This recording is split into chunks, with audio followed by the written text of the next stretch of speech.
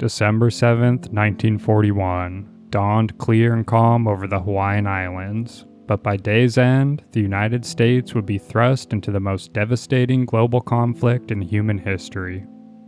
The surprise attack on Pearl Harbor by the Imperial Japanese Navy would claim over 2,400 American lives, cripple the Pacific Fleet, and fundamentally alter the course of World War II. Yet beneath the surface of this date which will live in infamy lies a complex web of failed diplomacy, strategic miscalculations, and lingering questions that have fueled conspiracy theories for over 8 decades.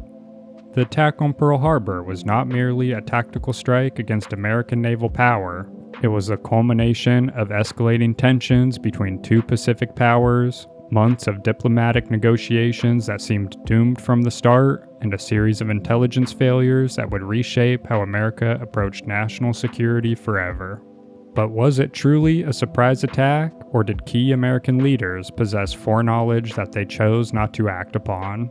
The truth, as often happens in history, proves more complex and controversial than the official narrative suggests. Hello, and welcome to Deadliest Disasters. The Japanese attack force that approached Pearl Harbor in the early morning hours of December 7, 1941, represented one of the most audacious military operations in history. Admiral Nagumo's task force consisted of 6 aircraft carriers, escorted by 2 battleships, 3 cruisers, 9 destroyers, and 3 submarines. The strike force had sailed from Hitokapu Bay and the Kuril Islands on November 26, taking a northern route across the Pacific to avoid detection by American patrol aircraft and ships.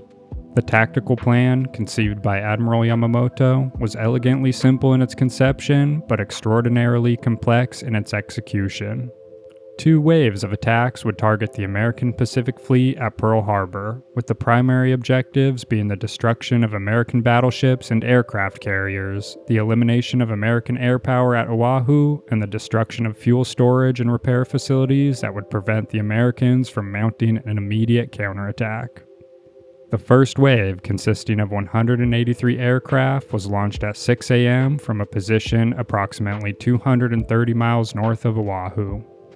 Led by Commander Fuchida, the strike force included 49 Kate bombers armed with specially modified 16-inch armor-piercing shells converted into aerial bombs, 40 Kate torpedo bombers, 51 Val dive bombers, and 43 Zero fighters.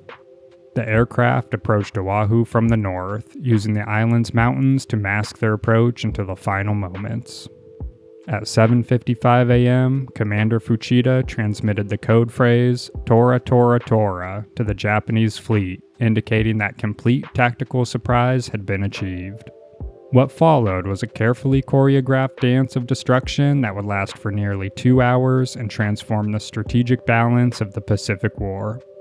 The battleships of the Pacific Fleet, moored along the southeast shore of Ford Island in what would forever be known as Battleship Row, presented perfect targets for the Japanese torpedo bombers. The USS Oklahoma was struck by at least 4 torpedoes in the first minutes of the attack, causing the 29,000-ton battleship to capsize completely, trapping over 400 sailors inside her hull. Many of these men survived the initial attack, but drowned slowly as the ship settled into the harbor mud, their desperate hammering on the hull heard by rescue workers for days afterward. The USS Arizona suffered an even more catastrophic fate. At approximately 8:06 a.m., a 1,700-pound armor-piercing bomb dropped from a Kate bomber at an altitude of 10,000 feet penetrated the ship's forward magazine. The resulting explosion was so massive that it lifted the entire forward section of the battleship out of the water and broke the ship's back. The explosion killed 1,177 of the Arizona's 1,400-man crew instantly, making it the single deadliest moment of the attack. Sailors on nearby ships reported that the blast was so powerful it knocked men off their feet hundreds of yards away, and the mushroom cloud rose over 500 feet into the air. The USS West Virginia, moored outboard of the Tennessee, was struck by at least 7 torpedoes and 2 bombs. Captain Mervyn Bennison, mortally wounded by shrapnel from a bomb hit on the nearby Tennessee, remained at his post directing damage control efforts until he died. The ship settled evenly into the harbor bottom, preventing it from capsizing like the Oklahoma, but not before 106 of her crew perished in the attack. The USS California, flagship of the Pacific Fleet, was struck by 2 torpedoes and a bomb. The ship might have survived these hits, but damage control efforts were hampered by the fact that many watertight doors had been left open for a scheduled inspection. As water poured through the ship's compartments, she slowly settled by the stern, taking 100 of her crew with her to the bottom of the harbor. The USS Nevada, the only battleship to get underway during the attack, became a magnet for Japanese bombs and strafing runs as she attempted to escape the harbor. Recognizing that a sinking ship in the harbor channel would block it completely, the Nevada's commanding officer deliberately beached his ship at Hospital Point. Despite suffering extensive damage and casualties, the Nevada's gallant attempt to sortie became one of the most heroic episodes of the attack. While the battleships bore the brunt of the Japanese assault, the attack extended far beyond Battleship Row. At the nearby airfields, Hickam Field, Wheeler Field, Bellows Field, and the naval air stations at Ford Island and Kineo Bay, Japanese fighters and bombers systematically destroyed American aircraft parked in neat rows on the ground. The peacetime practice of parking aircraft wingtip to wingtip made them perfect targets for strafing runs. Of the approximately 390 American aircraft on Oahu, 188 were destroyed and 159 damaged, effectively eliminating American air power in the Hawaiian Islands. The human cost of these attacks was devastating. At Hickam Field, a direct bomb hit on the mess hall killed 35 airmen who were eating breakfast. At Wheeler Field, strafing attacks on the barracks killed and wounded dozens of pilots and ground crew members. The attacks on the airfields were particularly brutal because they targeted not just military equipment, but also the personnel needed to operate it. The second wave of the attack, consisting of 167 aircraft, arrived over Pearl Harbor at approximately 8:40 a.m. By this time, American forces had recovered from their initial shock and were putting up fierce resistance. Anti-aircraft fire filled the sky over Pearl Harbor, and a few American fighters that had managed to get airborne engaged the Japanese attackers. The second wave focused primarily on ships that had escaped damage in the first attack, as well as the harbor's fuel storage facilities and dry docks. However, the second wave commander, Lieutenant Commander Shimazaki, made a crucial decision that would have far-reaching consequences for the Pacific War. Despite orders to target the fuel storage tanks and repair facilities, most of the second wave's attention was focused on ships and aircraft, leaving the harbor's infrastructure largely intact. The massive fuel storage tanks at Red Hill, containing over 4.5 million barrels of oil, were left untouched. Similarly, the dry docks and repair facilities that would prove crucial to the American recovery were largely undamaged. When the last Japanese aircraft disappeared over the horizon at approximately 9:45 a.m., Pearl Harbor resembled a scene from hell. The harbor water was covered with a thick layer of oil that burned for hours, creating towering columns of black smoke that could be seen for miles. The smell of cordite, burning oil, and death hung heavy in the tropical air, while the sounds of dying men echoed across the water. The human toll was staggering. A total of 2,403 Americans died in the attack, with another 1,178 wounded. Even civilians were not spared. 68 died and 35 were wounded, mostly from anti-aircraft shells that fell in Honolulu. The material losses were equally devastating. 18 warships were sunk or severely damaged, including 8 battleships, 3 cruisers, 3 destroyers, and 4 auxiliary vessels. The battleship losses were particularly severe. Arizona and Oklahoma were total losses, while California and West Virginia were sunk but later raised and repaired. Nevada, Tennessee, Maryland, and Pennsylvania all suffered varying degrees of damage but were eventually returned to service. The destruction of American aircraft was nearly complete. Of the 390 aircraft based on Oahu, 188 were destroyed and 159 damaged. This left the Hawaiian Islands essentially defenseless against follow-up attacks, a vulnerability that would persist for months. Yet, for all its tactical success, the Pearl Harbor attack contained the seeds of Japan's ultimate strategic failure. The most crucial American assets, the aircraft carriers and the fuel storage facilities, escaped destruction. The Enterprise and Lexington were at sea while the Saratoga was on the west coast. These carriers would form the backbone of America's Pacific offensive, playing decisive roles in the Battle of Coral Sea, Midway, and beyond. Perhaps more importantly, the attack on Pearl Harbor accomplished what no amount of political rhetoric or international incidents had managed to achieve. It united the American people behind the war effort. The isolationist movement, which had been a powerful force in American politics throughout the 1930s, collapsed overnight. American First rallies were canceled, and isolationist senators found themselves voting for war declarations they had opposed just days earlier. President Roosevelt's address to Congress on December 8, 1941, would become one of the most famous speeches in American history. December 7, 1941, a date which will live in infamy.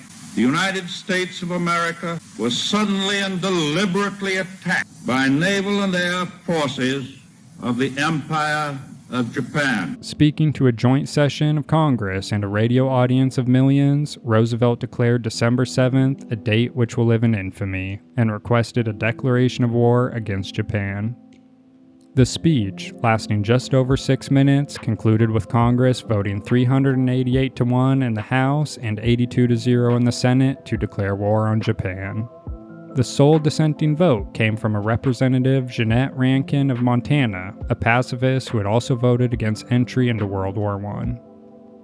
The declaration of war against Japan, however, did not automatically bring the United States into the European conflict. That crucial step came 3 days later when Germany and Italy, honoring their obligations under the Tripartite Pact, declared war on the United States. This decision, made personally by Adolf Hitler against the advice of his military commanders, was perhaps one of the greatest strategic blunders of the war. It allowed Roosevelt to pursue his preferred Europe First strategy while ensuring that America would fight a truly global war.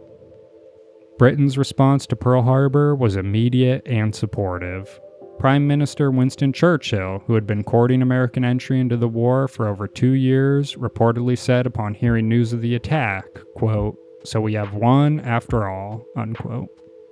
Britain declared war on Japan on December 8th, as did the other dominions of the British Empire: Canada, Australia, New Zealand, and South Africa. This created a truly global alliance against the Axis powers, stretching from North America across the Atlantic and Pacific. The attack on Pearl Harbor set in motion a chain of events that would reshape not only the Pacific, but the entire global order. The Pacific War, that began on December 7, 1941, would rage for nearly 4 years, encompass an area larger than all other theaters of World War II combined, and ultimately end with the first and only use of atomic weapons in warfare. The immediate consequence was Japan's period of rapid expansion, exactly as Yamamoto had predicted. Between December 1941 and June of 1942, Japanese forces conquered an area stretching from the Aleutian Islands to the edge of Australia, from the international date line to the borders of India. The speed and scope of Japanese victories during this period were unprecedented in military history, involving coordinated operations across thousands of miles of ocean and jungle. However, the American response was equally unprecedented. The industrial mobilization that followed Pearl Harbor transformed the United States into what Roosevelt called the arsenal of democracy. This industrial miracle provided not only the weapons for American forces, but also massive aid to Britain, the Soviet Union, and other allies. The strategic bombing campaign against Japan, which began with the Doolittle raid in April 1942 and culminated in the atomic bombings of Hiroshima and Nagasaki, was a direct consequence of Pearl Harbor. The attack had demonstrated American vulnerability to air power, and the American response was to develop the most powerful air force in history. The B-29 Super Fortress, which delivered the atomic bombs, was designed specifically to reach Japan from American bases, a capability that would not have been necessary without Pearl Harbor. Internationally, Pearl Harbor marked the beginning of American global dominance. The United States emerged from World War II as the world's dominant military and economic power, a position it would maintain throughout the Cold War and beyond. The attack that was intended to keep America out of Asia instead made America the dominant power in the Pacific for the next 8 decades. Pearl Harbor remains a reminder of the fragility of peace, the importance of vigilance, and the terrible consequences when diplomacy fails. In our current era of rising tensions in the Pacific, with new powers challenging the American-led order that emerged from World War II, the lessons of December 7, 1941 remain as relevant as ever. The choice between negotiation and conflict, between understanding and suspicion, between peace and war, remains the most important decision that nations and their leaders must take. In Part 2, we'll examine the conspiracies that have surrounded Pearl Harbor over the last 8 decades and take a deep dive into what the Commander-in-Chief and American personnel knew prior to the attack on Pearl Harbor. Thank you all for tuning in. Please like and subscribe, and let me know what other topics you'd like me to cover. This has been Deadliest Disasters.